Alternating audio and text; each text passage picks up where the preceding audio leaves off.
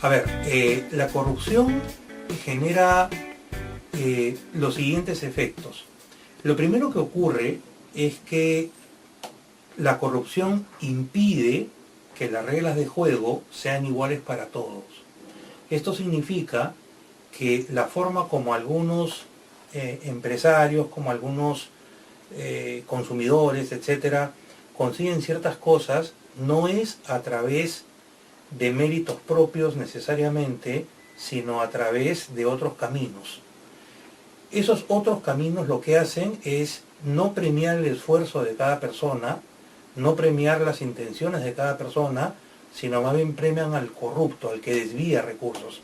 Entonces, en general, el impacto de la corrupción va por el hecho que recursos, tanto monetarios como no monetarios, que se iban a asignar o que se hubieran asignado a cierta actividad productiva, terminan asignándose a otra, fruto de la corrupción, en la medida que muchos creen que cortar camino es el mejor camino o la mejor forma de obtener dinero. A nivel macroeconómico, supone pues un menor ingreso por concepto de impuestos porque se produce menos y un desvío del gasto público hacia actividades que no son las actividades más adecuadas ni tampoco las priorizadas por el gobierno. A nivel microeconómico, una sociedad en la cual no existe confianza en el Poder Judicial, no existe confianza en las autoridades que nos, supervisan y manejan, es una sociedad en cuya economía es imposible que prospere. Para que las economías prosperen, las personas tienen que invertir. Es la única forma sana de crear empleo. Y si hay corrupción de por medio, optan no por invertir, sino por conseguir el dinero de otras maneras. Y por eso se usan recursos en destinos que no tenían, mayor sentido. Entonces se genera un ambiente de incertidumbre global en el país que hace que nadie o que muy poca gente esté dispuesta a invertir. En ese sentido es un freno para el crecimiento del país.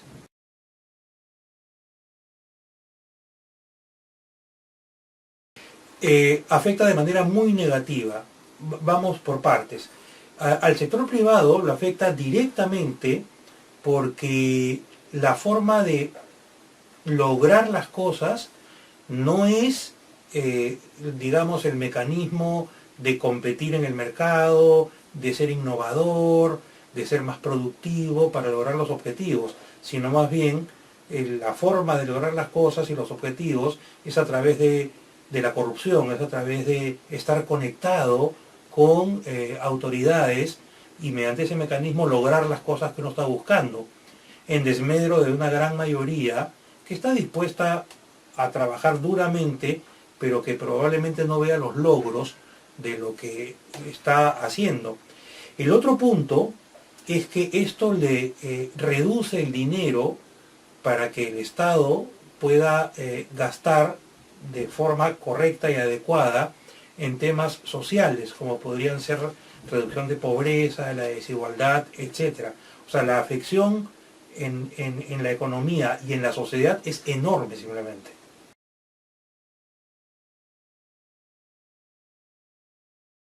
De hecho, la desigualdad alta, como ocurre en América Latina, y esto tiene raíces históricas, los altos niveles de desigualdad hacen que sea más difícil que la economía pueda crecer bajando pobreza.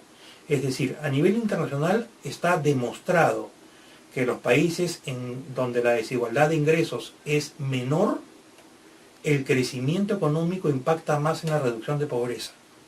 Perú tiene un alto nivel de desigualdad. Hablo en este caso de desigualdad solo de ingresos. Y este alto nivel de desigualdad hace que los impactos del crecimiento económico sobre la reducción de la pobreza sea muy pequeño. Entonces la raíz del tema está en la desigualdad. Por lo tanto, hay que prestar especial atención a reducir la desigualdad en el Perú.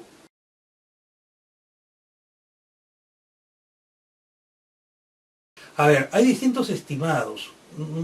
Como ustedes comprenderán, no existen cifras pues concretas esto de acá, ¿no? Pero los estimados más o menos hablan de 2.000 millones de dólares al año. Entonces yo lo que quisiera es que reflexionen en lo siguiente. Imagínense ustedes que esos 2.000 millones de dólares al año fueran usados por el gobierno para mejorar la educación, la salud, carreteras, acceso a lugares rurales, energía eléctrica en lugares rurales, etc. El Perú sería un país mucho mejor. Desde luego estoy asumiendo que el dinero sería bien utilizado, que es algo que no sabemos, pero digamos que si el Estado gastara bien el dinero y no hubiera corrupción, no tengo la menor duda que el Perú sería un país con ingresos más altos y con menor desigualdad.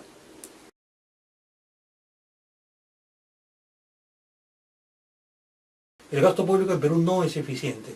El gasto público en Perú tiene altos niveles de ineficiencia y es poco productivo. En el Perú no es que se gaste menos que en otros países de la región, se gasta igual o se gasta más, pero se gasta mal.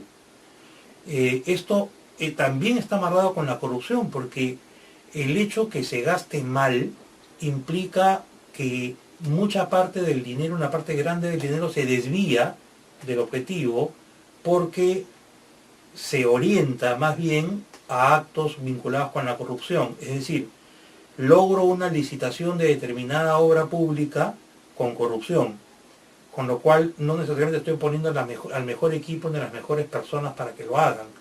Entonces es muy fuerte el impacto nefasto que tiene la corrupción en Perú.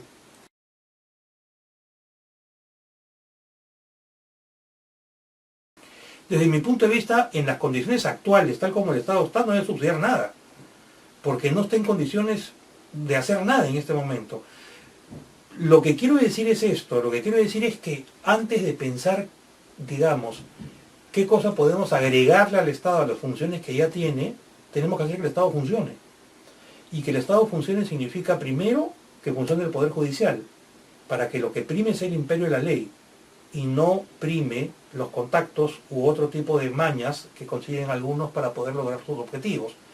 Lo segundo, que pueda dar un acceso a una educación básica y una salud básica de calidad.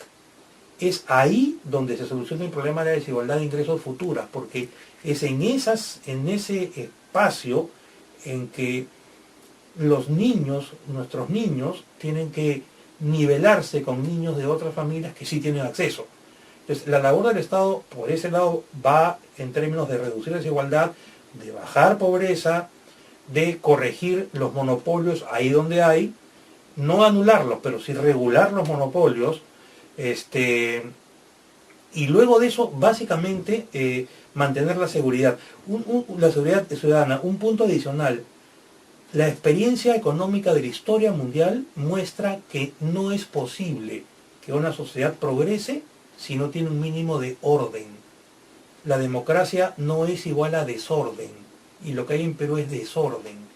Entonces, el gran reto consiste en ordenar al país, que haya orden en el país para que sea un país donde la gente pueda vivir mejor y sobre todo que tenga igualdad en el acceso a las oportunidades de educación, salud y un crecimiento y desarrollo próspero.